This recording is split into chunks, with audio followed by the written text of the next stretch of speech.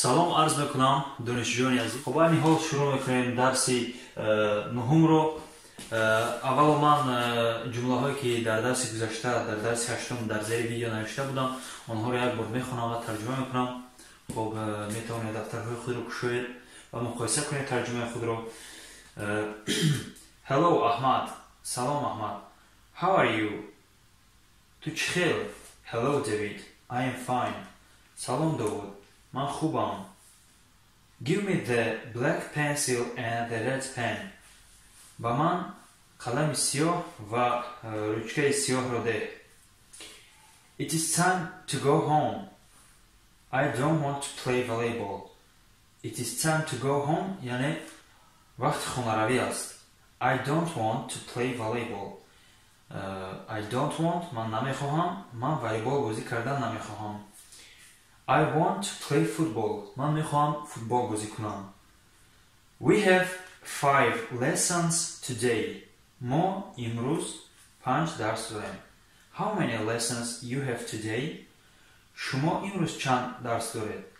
We have 3 lessons today. Мо имрӯз 3 дарс дорем. I am at school now. Ман ҳозир, яъне now дар забони англисӣ дар охири ҷумла навишта мешавад, лекин дар забони тоҷикӣ яъне баъди исм меояд, яъне ман ё ки баъди ҷонишин. Ман ҳозир дар мактаб мебошам. I am at school now. Ман ҳозир дар мактаб мебошам. My brother is not at school now. Бародари ман ҳозир дар мактаб намебошад. But my sister is at school now. Лекин хоҳари ман дар мактаб мебошад. Хуб, ҷумлаҳои дарс гузаштаро яъне хондам, муқоиса кунед. айни ҳол шурӯъ мекунем дарсро. калимаҳои нав айни ҳол мехонам, талаффуз мекунам, бо диққат бошед. To see яъне дар хас мегирам ту ба кадом мақсад омадаги аст, яъне ки ин амал аст, як амала иҷро кардан аст, яъне феъл ба яъне бахши грамматикии феъл тааллуқ дорад. барои ҳамин ту пеш аз ту, яъне чунон ки дида истода дар инҷо артикл аст, мисол яъне маънои онро дорад ки предмет ҳастанд. вақте ки ту биёяд маънои онро дорад ки ягон амал, иҷро кардани ягон амал аст. хоб, to see дидан, яъне мисол шумо мегӯед ман мебинам, I see, мисол to see дидан. To sit чунон ки дида истода тарзи навиш чӣ гуна аст. To sit нишастан, мисол ман мешинам, I sit, you sit, мисол ту мешини you sit. хоб, якчиро фаромӯш накардам, down. хоб, дар бисёри ҳолатҳо вақте ягон касро шумо гуфтаем бошед ки нишин ёки бинишин, sit down нишин мешавад. яъне фраза мегӯем, яъне ибора sit ва down ҳамро навишта мешавад. In the park дар боғ. хоб, ҳаст парк, ҳаст дар ин гӯша менависам garden. хоб, яъне парк боғи истироҳатию фароғатиро мегӯям, яъне чуноне ки дар мо ҳаст, мисол боғи рӯдавӣ. хоб, вақте ки боғе ки мева медиҳад, яъне дарахтои мевадор дорад, ин garden мешавад. garden. хоб, in the park дар боғ, a tree дарахт, an apple tree яъне tree ки дарахт аст, ибораро диққат диҳед. An apple tree, ин артикл мебошад, тарҷима накунем. Apple tree дарахти себ, apple себ, tree дарахти себ. A bench харак.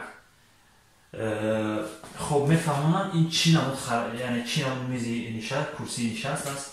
хоб, курсие ки бисёртар дар боғҳо мо мебинем, яъне курсие ки дароз аст, якчанд нафар метавонанд бишинанд, ба англисӣ bench мешавад. хоб, тоза мекунам. A chair курсӣ, яъне курсии оддӣ, ё ки нишаста чой менӯшем, курсии дарсӣ, мисол гӯям ҳам хато накунем.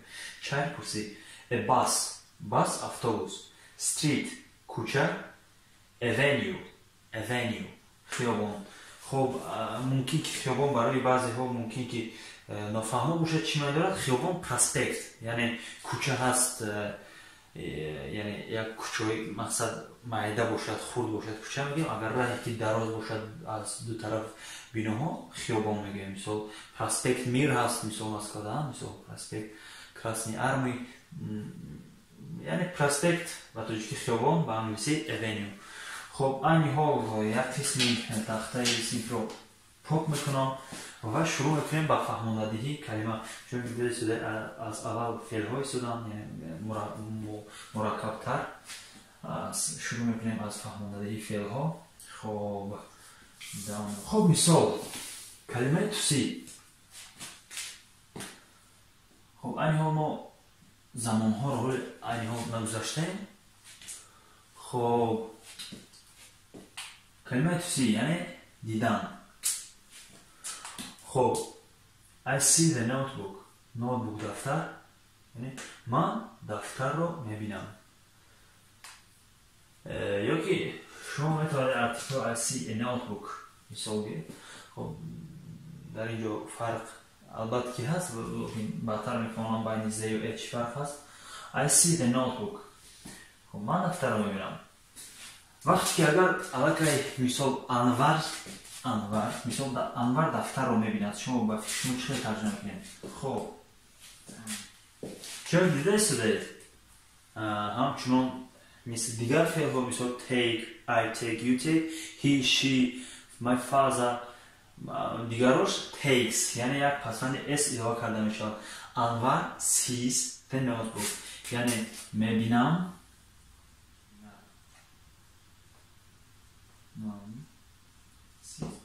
خب sees یعنی که میبینم. خب یعنی پسوند s رو ما اد ترجمه کرده داریم، یعنی به شخص سیام تعلق داشتن چیزه. خب انور sees the notebook. انور دفتر رو میبینم. خب در دیگر حالت ها یعنی تنها در شخص سیام sees استفاده بوده باشد. در دیگر حالت ها مثال see مثال they چرا فهمم یعنی کلمه اس یعنی حرف اس وقتی که در پسی فعل اضافه کرده شود ترجمهش به توجیه ادم یعنی به شخص سیام تعلق داشتن. خب زی آنها میبینند. این خطا است که ما میگوییم که آنها میبینند. برای همین وقتی آنها که ما we see, they see, you see در این کلمه ها یعنی همون شکلی نوشته می شود. see they see آنها میبینند. I see من میبینم. you see we see وقتی سیام شخص شود انور sees یا که he یا که she sees a bag و جزدان رو یعنی سمکه رو میبینند. they see a tree آنها درخت رو میبینند. خب کلمه سی باید دارم فهم است، چون هر وقت اگر سوالی باشد میتونید در کامنتاری ها بنویسید. خب احمد sit down. خب این چه بگیم عادتا وقتی که یعنی در فرهنگ انگلیسی در فرهنگ امریکایی وقتی که شما از کسی چیز درخواست میکنید حتما کلمه please اضافه کرده میشود. کلمه please چی ترجمه میشود؟ please یعنی خواهش میکنم. مثلا احمد sit down please. احمد خواهش میکنم بشینید. یا که یک جمله دیگر مثال میارم. خب I want to sit down. چنانکه اگر فراموش نکرده باشید وقتی که کلمه پورا در شکل لغوی آمد یعنی to sit down نشستن میشود یعنی من نشستن میخواهم.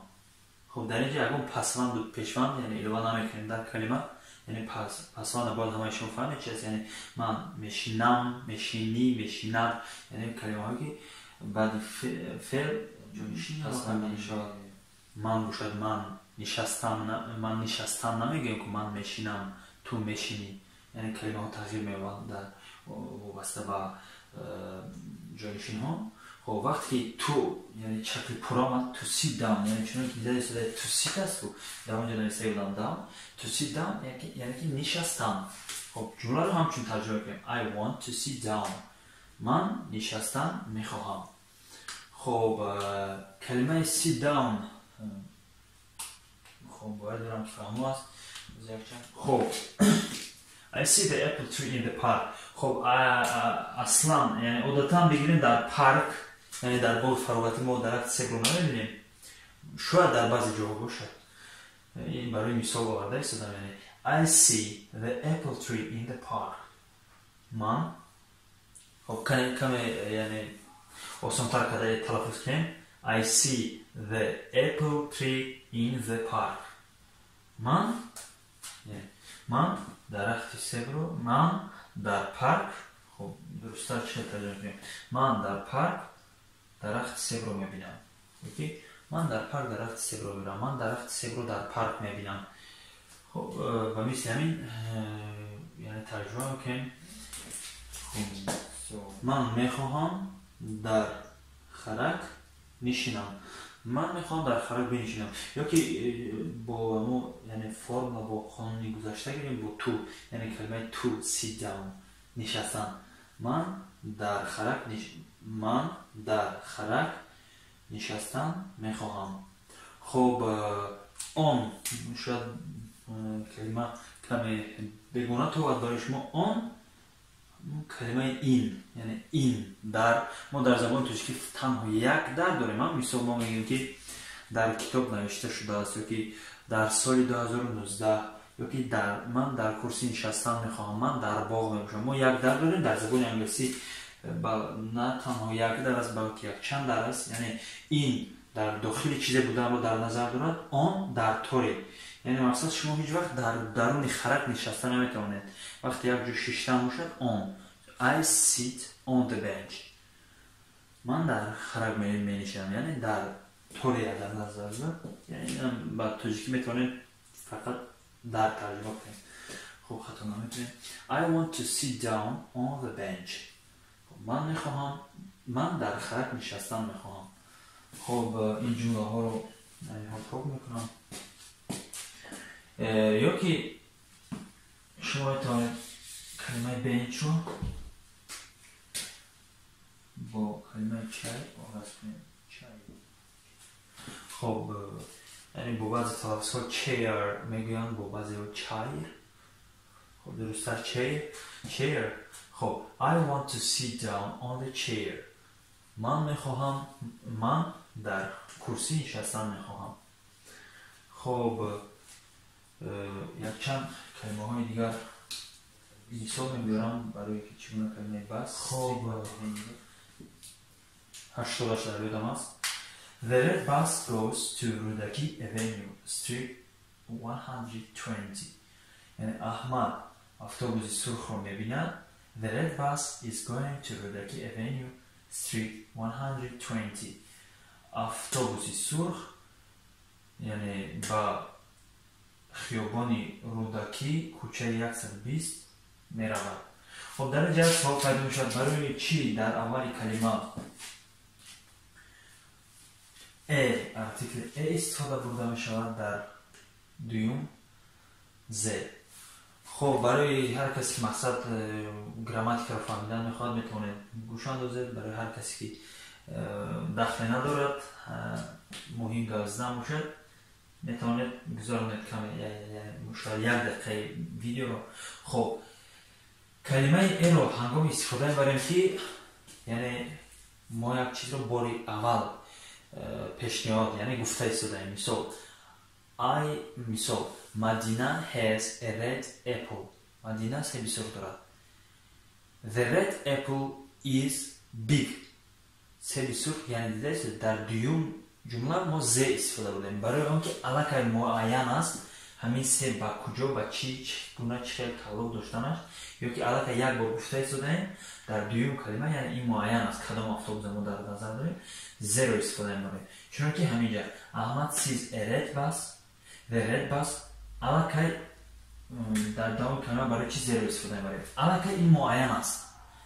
علاقه معین است که کی دیدگی هستن автобуса аллакай яъне як бор вақте дар якум ҷумла истифода будем дар дуюм ҷумла ин автобус муайян аст автобусе ки Аҳмад дида буд барои ҳамин артикли зеро дар дуюм сектор яъне дар дуюм қисми ҷумла артикли зеро истифода бурда яъне артикли зе аз он ифода ишора мекунад ки ҳамин ҷада чизе муайян аст мисол агар ягон чиз вақту соатша муайян бошад бисёр хуб артикли зеро истифода мебарем хуб Ahmad sees a red bus. The red bus goes to Redeki Avenue Street 120. Lekin dar asl jak misol diye bure Redeki Avenue nasıl biz?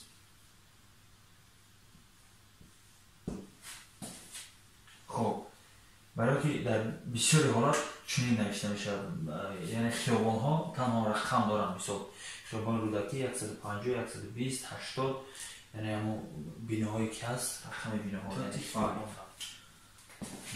I live in خب میشه که ارتیکل نمیگه خب I live in the street رحمان نبیف 35 یعنی سه نکته بونید و 35 من در کوچه رحمان نبیف 35 البته خب از همه شما خواهش میکنم ویدیو رو به اصطلاح گیم поделиться کنید با دیگران هم فرستونید و حتما اگر در کانال подписаться نکرده باشید подписаться کنید برای درس های آینده رو یعنی از اعتباری نظر دور نمونند سلامت باشید با شما بودم رحمان حسین تا دیدار تا درس دیگر Be humble, sit down, be humble, sit